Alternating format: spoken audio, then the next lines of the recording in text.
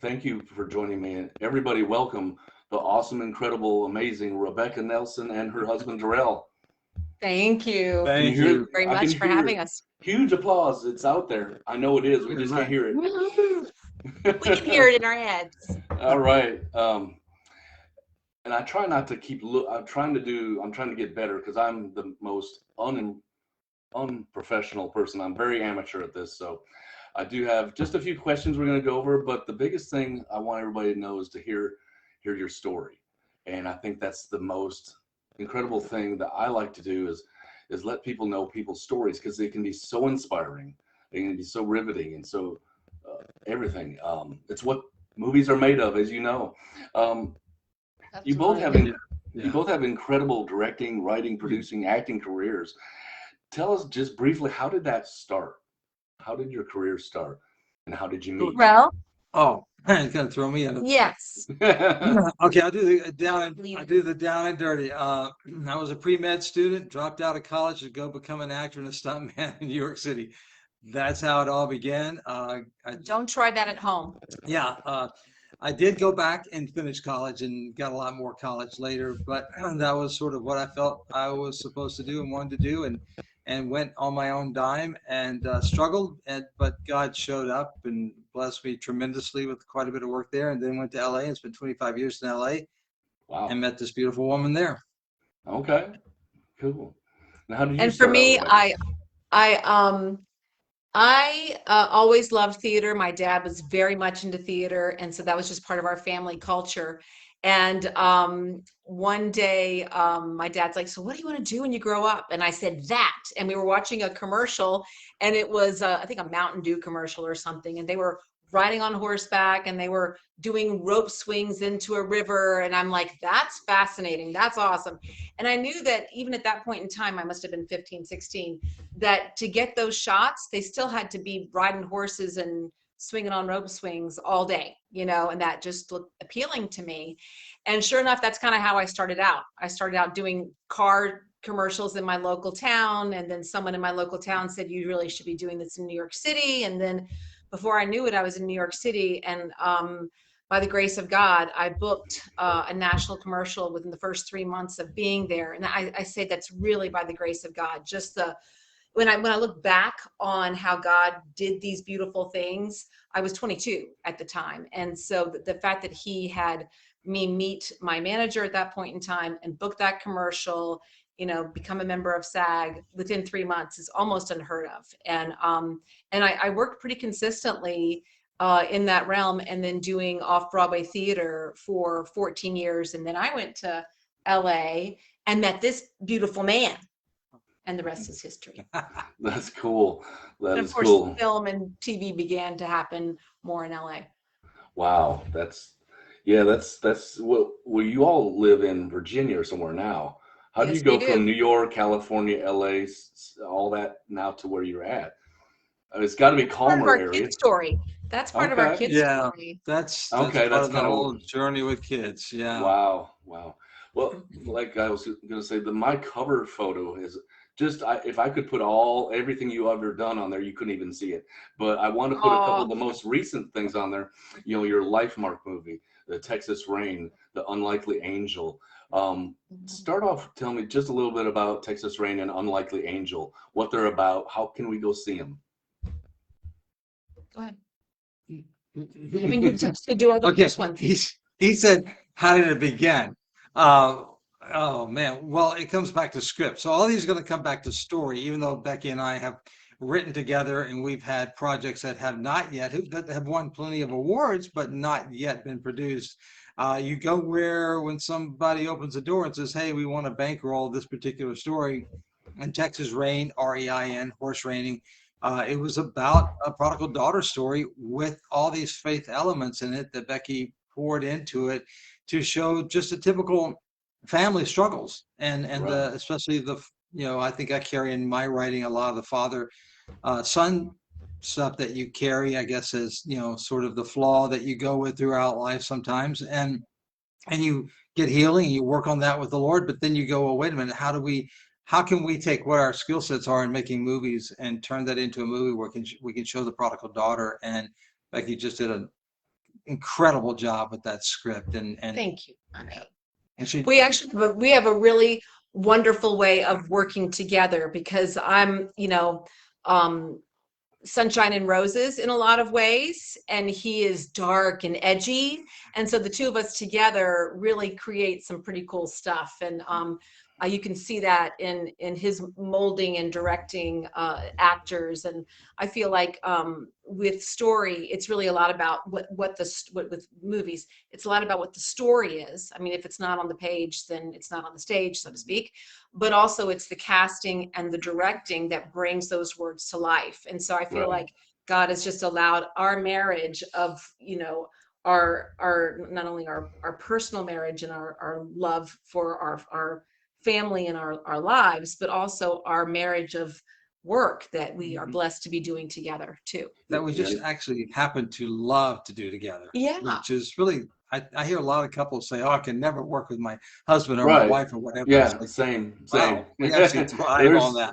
And that's incredible because that is, I think it's by and far very true. A lot of couples that are great when they come home from work, but at work they couldn't work together. One couldn't tell the other what to do, this, that, or the other. It's different, and that's great that you two have that. That is really great, especially in that industry. I think would Yeah. definitely We make a hire difference. a lot of crew that are younger a lot of times, that are right out of college. And we've had so many of them come up because they'll watch Becky and I on set together. And as I'm directing, she'll come up and whisper in my ear. We have this relationship going. I go, what are you talking about?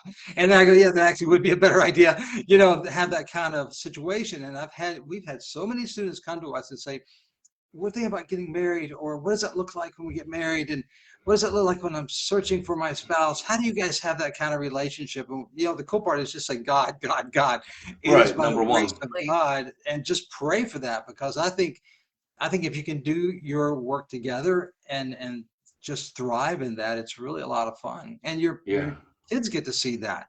yeah, Yeah. very All of our true. children were on our most recent film, and we're really proud of that. They're represented in cool. some way Yeah. on That's cool. on Unlikely And a Angel. lot of Yeah, them in Texas, Rain, too. Yeah. that's right. They were little in Texas Rain, but they were in that as well. Well, I'm gonna have to rewatch him now.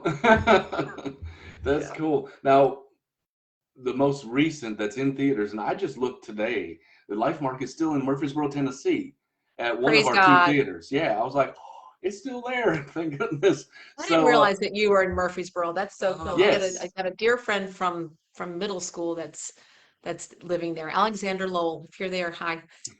Yeah, and I'm from Memphis, born and raised in Memphis. So That's I'm a cool. Tennessean. That's so Yeah. cool. Yeah. One Well, it's really little cool. I thing. think it's rolled into its Yeah. third week for Yeah. Lifemark. And it started out, I think, with 1,700 theaters, and then it was 1,500 theaters, and depending on what demographic it landed in, some theaters continue to extend it. And it's also, we found out, going to New Zealand and to Australia. That's cool. And I just got an email from Steva Kendrick, our group email, saying that it's going out to Mexico, I believe, Wow. and being dubbed. So heard today the release of Lifemark is in Mexico and Latin America in November. So Wow. praise God. Great. Yeah. Yeah, For it's real. continuing to For real. roll out. Yeah. For real. I learned a little bit of something a while back, that the van that was used in the movie was from a couple in Murfreesboro. I was like, Yeah. I didn't know. I was like, well, that's cool. That Brenda is so Harris. cool. Yep. Yes, Wow. yes. That is so cool. But you tell me about, I've done a few other interviews with the cast and crew of Lifemark, and we all, they got to discuss how they got their roles. Yours is a little more unique. Tell us how you got your role, and, well, not necessarily how you got it, but just go ahead. Yes. about it. Well, how I got it was unique. And I think that the reason why God had me be in the movie is unique. But how I got Right. it was, honestly, I depend a lot on my agents because I have 5 kids. I depend a lot on my agents to supply me with auditions. So this particular audition did not come across my desk, so to speak. And a girlfriend of mine that I was talking with in Atlanta, she's an actress, and she was wanting to learn how to do the online stuff. So I was kind of coaching her through online auditioning because it's a whole different process. And she was sort of getting back into the the circle of acting, and she's like, by the way, have you heard the Kendrick brothers are doing a movie? And oh my goodness, Becky, the role of Susan would be so great for you. And I said, well, send me the breakdown. So she did, and when I read it, I'm like, oh my goodness, I really have to audition for the role of Susan. So I called my agent and I said, can you please get me in for this? And she's like, sure, darling. She's Irish. Anyway, so she sent me up for it. And then the next thing I knew, I was getting a call from Beverly Holloway saying that I had a callback. And then the callback was, you know, the screen was filled with people's faces that, you know, Stephen Kendrick, Alex Kendrick, and Kirk Cameron, and Kevin Peoples, and Bev Holloway. And so it's a little surreal. It's a little crazy. And as I'm auditioning, they're saying, okay, we like your work. We think that you're, you know, pretty good, but we have to know, what is your stand on pro-adoption? This is going to be a pro-life story, and we need for you to be comfortable with that. And I started to cry. I said, I am so comfortable with that. 4 of my 5 children are adopted. This is my bandwagon. This is my soapbox. And this would be a complete full circle of my passion to have this role be so exemplify my heart in real life, which is an adopted mom. And they're like, whoa, that's wild. Because Kirk, of course, has 4 of his 6 children. Right. We have 4 of our 5 children. And I think that was something that was fun for them to hear, because I think that they were liking that. They pray about everything. They pray every character. They pray every line in the movie. And I felt like that was sort of a confirmation of what they've been praying about, because they said, Becky, we knew it was you from the very first time that we heard you read, which of course, as an actress, you love hearing that. Right. But I know it was because of God. I know God wanted me to be on this because of what we're talking about right now, the passion that I have about fostering to adopt. So at what point did they say you got the part, or was it right there? Well, honestly, the second call back, they're like, okay, we have to tell you, it's down to you and a few other girls, and we think you're all very talented. So it's really hard, Rebecca, but go ahead and give it one more read and we'll just see. And of course, you're just like, oh, I do it this time. So I'm beginning to read, and they're like, just kidding, you got the part. We knew it was you the whole time. It's you. So brutal. It was really brutal. And I was just like, oh. So what did you think? Were you at work, or did she tell you later when you came home from work? What was your? Yes, she told you about it. Yes, absolutely. What was a really amazing thing for me was when she got the audition, the scene that we auditioned that I read opposite her at home here was the scene when she gets the phone call, when Kirk Cameron hands her the phone call and she's talking to the birth mom. And so funny when she got it, and still when I've seen the movie, every time it gets to that moment when she takes that call, because we have not only lived it, but then I saw her rehearsing it, and that's the feelings we had, just even the rehearsals. It just, I break down. I get tears because that phone call is so real, so truthful to her heart, so truthful to our hearts, and really kind of what we experience in our own journey, and it's just powerful. And so that to me is the wildest, biggest emotional point in the movie for me, is that one, which I'm getting even right now. I'm going like, oh man, I don't want to talk about it too much. How many times? To watch it go from our living room, just practicing the lines, to then seeing it on the screen, and they all just did such a great job with that production. It was that's got to be surreal. Just it was an amazing ensemble for sure. How many times have you both seen the movie yourselves? I'm just curious. We've seen it here in town. Did we go 2 or 3 times here in town? And then of course we went to New Orleans for that event. That was the first time I saw it, was in New Orleans. And then in the DC event was the second time. And the first time you saw it was first time I saw it was in DC. Yeah, which was awesome. So much fun. Yeah. That is so cool. And especially together, I'm sure you get at the least a lump in your throat every time, if not some tears, every time you watch it. Even though you're in it, you've known, you could close your eyes and hear every line anyway.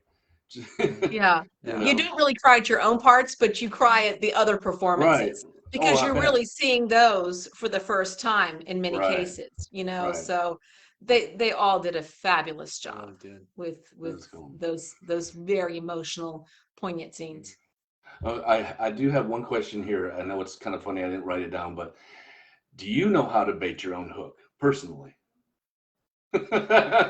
When they ask me to do that, literally, I'm like, you're going to have to put the camera down here because I'm doing this. Because they actually had me put the thing through the eye of the whatever, the kakaboa fish or whatever it was. That would not be her. Me. That's not going to be her. Outdoorsy, but I'm a hiker, I'm a walker. Right, I'm you're not outdoors. a fisher.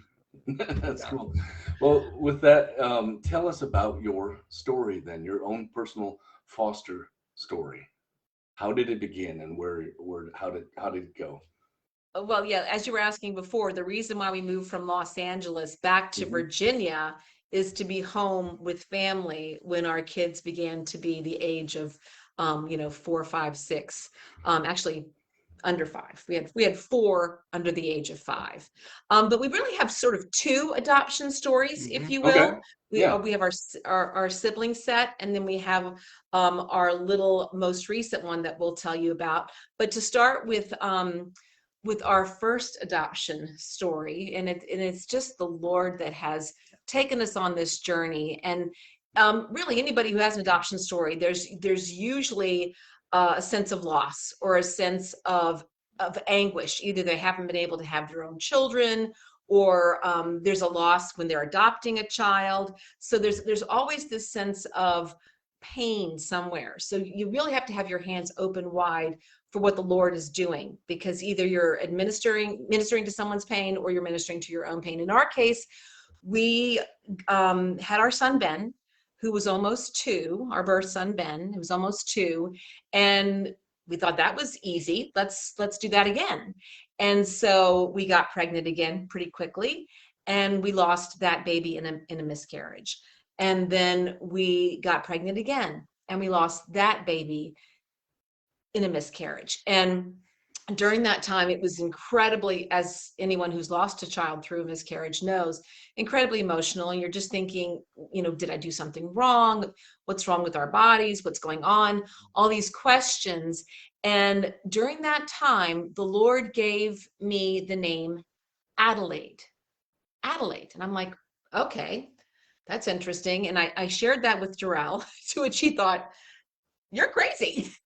Well, I said, if it's from the Lord, let's just see. Let's just ask him to reveal something over the next 24 hours or so. And then she had an event right after that where you were in a grocery store or something. Yes. Yeah, I was with Ben, strolling him at Costco, or Costco or whatever. Is it Costco? Whatever the big box store is there.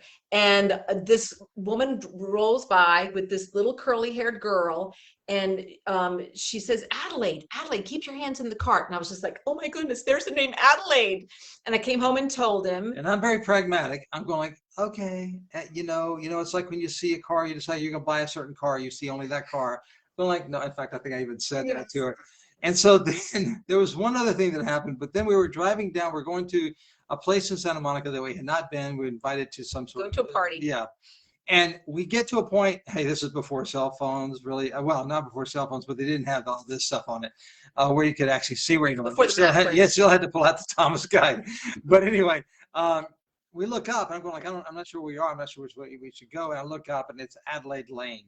And it was like, okay, that's bizarre. Thank you, Lord. I believe that we might be suspecting something like that in some point in the future.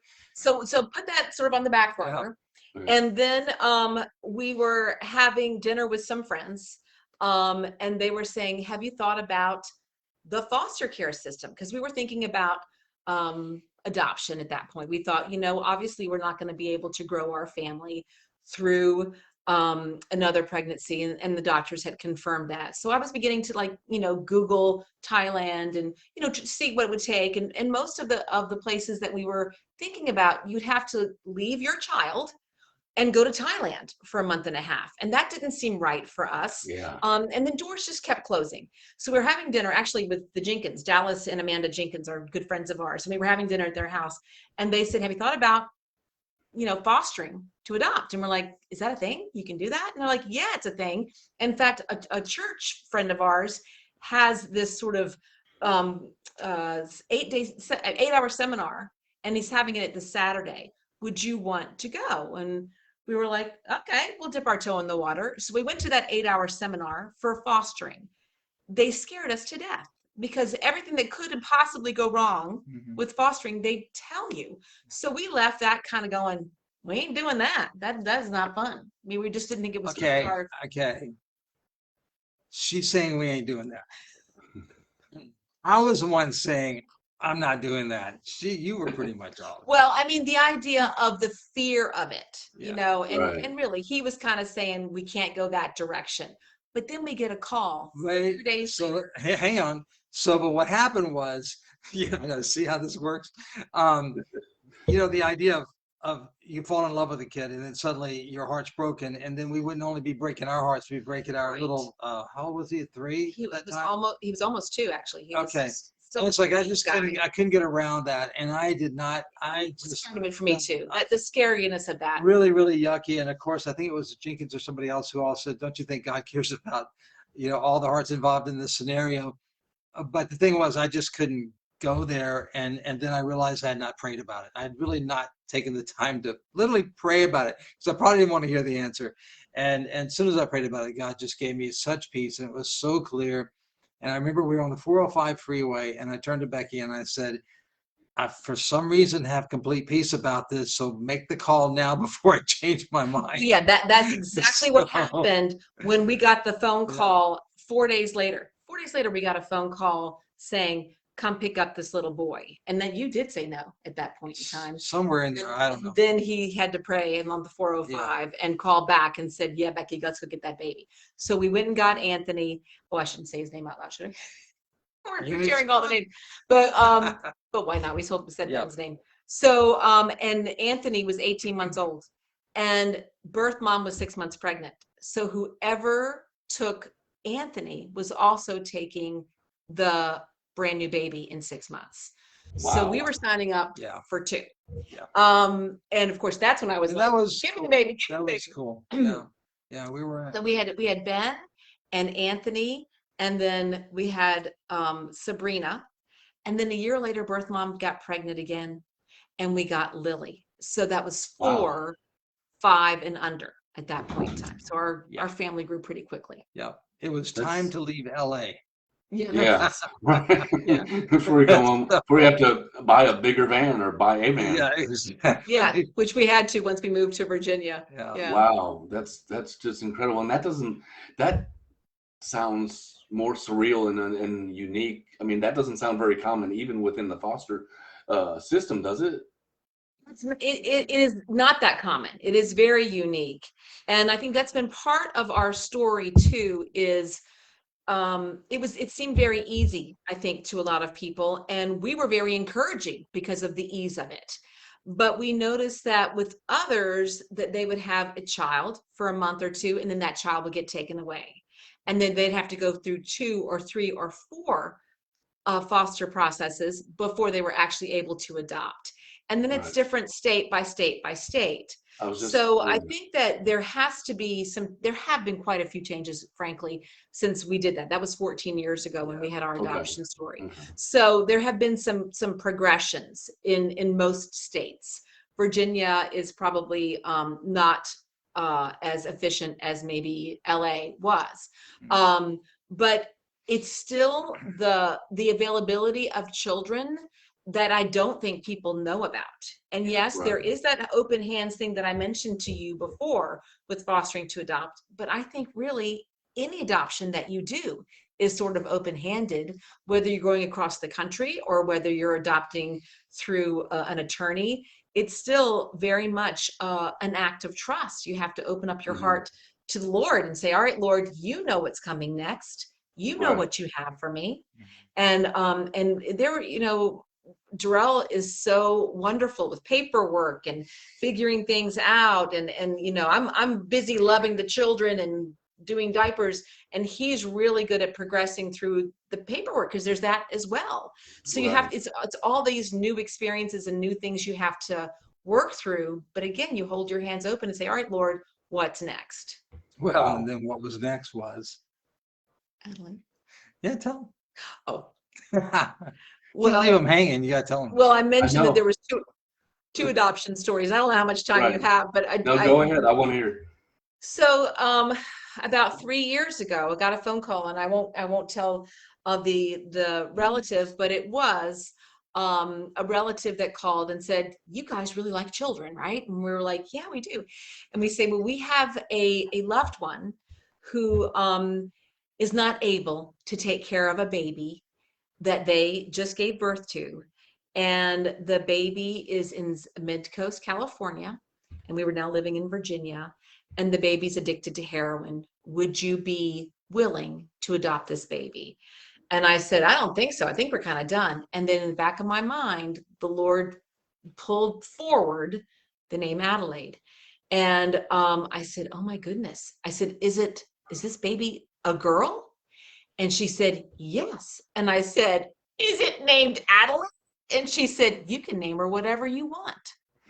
To which point I called my husband and I said, "There's a little girl. She's in the hospital. She needs our help, I think." He said, "Do you think this is Adelaide?" And I said, "Yes, yes, I do." He said, "Go get her." And so Christmas Eve 3 years ago, my Christmas kids Eve too, blessed Christmas Eve 3 years. She just was like born in November 26th. Lifemark. Oh, She'll be crazy, four. She'll right? be four this Christmas, this She'll be November. she'll be 4 November Wow. 26th, and I had to ask the kids, "Are you guys okay if mommy leaves Christmas Eve?" And they said, "Go get the baby, mommy, go get the baby." So I stayed for 15 days and helped her detox, and there's a whole story about an angel cuddler who took care of me while I was there, and just beautiful, beautiful things that God was just showing. This is your baby, this is your baby. And long story short, we brought Adelaide home, and then the country shut down for COVID. We got her home just before that all Wow. happened. Yeah, Yeah. totally pretty cool. So we have our Wow. Adelaide. So I'll have to show you a family picture. Yeah, yes, a later, yes, a later model. yeah. I mean, so you didn't have to do a whole lot of acting in Lifemark. You kind of I lived gotta a tell little you. bit about it. Yeah, you lived a little bit of it. Yeah, Yes. And Wow. I think that what's so interesting is, with acting, you use a tool called substitution. So Mhm. if something happens in your real life, you supply those emotions Right. and apply it to this situation in your storyline. Well, guess what? I didn't have to go very far yeah. to be Right. able to substitute for the storyline. Wow. Wow. That is incredible. I mean, that's Yeah, incredible. God is good. Thank you God so is much good. for sharing that. That is awesome. Thank That you. is so You're awesome. welcome. Yeah. Yeah. So, what's next, professionally for you both? If you, whatever you can feel like you're able to disclose. If you can't, Well, Lifemark is doing extremely well. And again, just feeling blessed to be part of that. And, anything the Kendrick brothers ever ask of us, we would say yes. Before they even finish the sentence, we'd be like, yes. But our own production company, we've been staying pretty busy as well. And we have a wonderful relationship with PureFlix. And they released An Unlikely Angel. And I'm not sure if you've been following, but it's been #1 on yes, PureFlix for yes, several weeks. Yeah. yeah, I don't know what the number is now. That's just God. It, That's it, just such a God thing. You have something dropped in your lap and you go, wow, yeah, we're gonna get to make this movie, and you just do the best you can. You make the best movie you can make, and you don't know where it's gonna land. I mean, so it right. has been such a surprise and such a blessing, and um, you know, also too, just the ministry side of it. Again, every film we try to do, we try to bring believers, non-believers, whoever on, and to really just, they're going to have to be around our prayer circles, and we I try to was just just, gonna, and just be there to share our walk, give testimony. We don't badger anybody. We just truly just, right. they're on a journey with us, and we get to share that time together, and we try to just make it fun, the whole journey of filmmaking. And at this point, it's a mission field in a lot of ways. With An Unlikely Angel, we shot 16 days. My husband shot 15 days of 15 days production. of production, Yeah. and we shot at Christmas. Yeah. So we made it a Christmas party. We had a Christmas party to cool. start off. We had a Christmas party throughout, the lunch meals, and everyone got a little Christmas package when they first showed up. And we That's so really cool. did, by the grace of God, made it fun. And I just come off the Lifemark movie too. So a lot of how they model their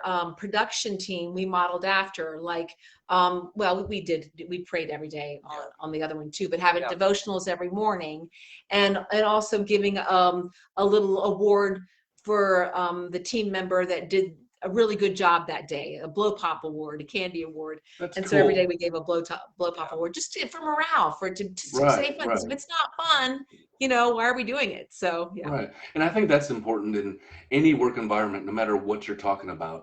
You have to keep morale up, no matter where you're at, making things fun. It's definitely, you got to have some fun. Otherwise, why are you doing it? Exactly. Always a lot of hot coffee, a lot of strong coffee. I've seen the picture with you in the coffee cup all the time. Yeah.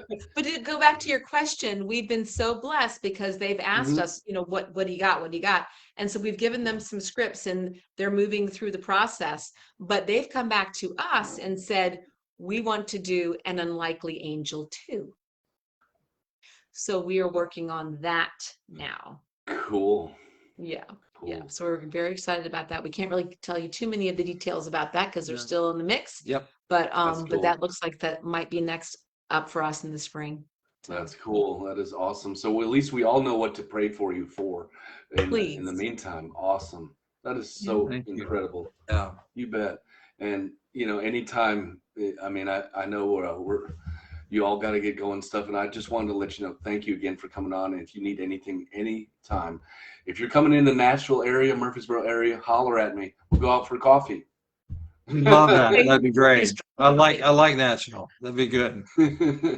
All right. Well, thank you, Rebecca and Durrell. I appreciate it. And God bless you both for everything that you're doing.